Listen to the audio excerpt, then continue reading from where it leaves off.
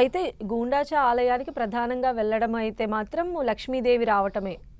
అదే ప్రధానమా? లేక దానికేమన్నా చరిత్ర ఉందంటారా? గుండిచాదేవికి ఎందుకు వెళ్తారు భగవంతుడు అంటే, పూరి క్షేత్రాన్ని, పూరి టెంపుల్ని మనము ద్వారక నగరంలాగా భావిస్తాము. గుండిచ టెంపుల్ని మనం వృందావనంలాగా భావిస్తాం. వృందావనంలో వీళ్ళందరూ మిస్ అవుతున్నారు కదా వీళ్ళందరూ. సో గుండిచ టెంపుల్కి ద్వారక నుంచి భగవంతుడు గుండిచ టెంపుల్కి వెళ్తున్నారు, అంటే ద్వారక నుంచి వృందావనంకి వెళ్తున్నారు భగవంతుడు.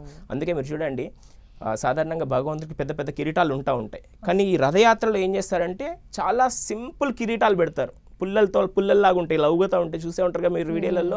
అంటే భగవంతుడు వృందావనంలో సింపుల్గా ఉంటాడు, మాధుర్య భావం అంటాం దాన్ని. కానీ ద్వారకలో ఎలా ఉంటాడు? ఐశ్వర్య భావంతో, పక్కన ఎలిఫెంట్స్ ఉంటాయి, సోల్జర్స్ ఉంటారు, రాజులాగా ఉంటాడు ద్వారకలో. కానీ వృందావనం ఎలా ఉంటాడు? ఒక చిన్న సింపుల్ కవర్డ్ బాయ్, ఆవులు కాసే అబ్బాయి లాగా ఉంటాడు అనమాట. సో అందుకే పూరి టెంపుల్ని మనము ద్వారక అంటాము, గుండిచ టెంపుల్ని మనం వృందావనం అంటాము. భగవంతుణ్ణి ద్వారక నుంచి వృందావనంకి తీసుకుపోయే ప్రక్రియనే ఈ రథయాత్రగా మనము పరిగణిస్తామన్నమాట. అలానే స్వామి, అంటే ఒక రాజ్యపు రాజు వచ్చి బంగారు చీపిరితో ఊడవటము, ఇదంతా కూడా అంటే ఫెస్టివల్ ఆఫ్ ఈక్విటీగా మనం చూడొచ్చు అంటారా నేటి తరం? ఎగ్జాక్ట్లీ. ఇప్పుడు భగవంతుడు స్వయంగా తనే భగవద్గీతలో చెప్తారు, సమోహం సర్వభూతేషు నమే ద్వేషోస్తి నా ప్రియ. అందరూ భగవంతుడికి సమానమే, ఎవరు ఎక్కువ కాదు, ఎవరు తక్కువ కాదు, మనమందరం భగవంతు పిల్లలమే.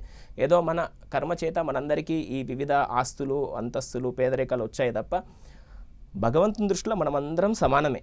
సో దీనికి ప్రతీకగా సాక్షాత్తు మన పూరి క్షేత్రంలో ఉన్నటువంటి గజపతి రాజులు తరతరాలుగా వస్తుంది. దీనికి స్థల పురాణంగా మదల పంజీ అని ఒక శాస్త్రం ఉంది అక్కడ జగన్నాథ్పురిలో. మన ప్రతి టెంపుల్కి స్థల పురాణం ఉంటుంది కదా, అదేవిధంగా మన జగన్నాథ్పురిలో మదల పంజీ ఉంటుంది. ఆ మదల పంజీ పుస్తకంలో మీకు మొత్తం రాజుల యొక్క చరిత్ర ఉంటుంది, ఏ రాజులు ఏ విధంగా భగవంతుని సేవించుకున్నారు అనేది దాంట్లో ఉంటుంది.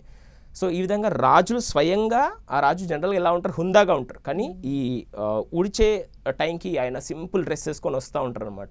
ఈ సింపుల్ డ్రెస్ వేసుకొని వచ్చి స్వయంగా బంగారు చీపిరితోని రాజే ఊడ్చి సుగంధ ద్రవ్యాలతో మొత్తం క్లీన్ చేస్తూ ఉంటారు అనమాట ఆ రోడ్ని. సో దీన్ని ఫెస్టివ్ ఆఫ్ ఈక్విటీ అని చెప్పుకోవచ్చు మనము. అంటే భగవంతుని ముంగట నువ్వు రాజైనా బంటైనా ఎవరైనా నువ్వు సమానమే, ఎందుకంటే మనమందరం ఎవరు భగవంతుడి పిల్లలమే. కాబట్టి ఇది సమానత్వానికి ప్రతీకగా మనం చూడొచ్చు.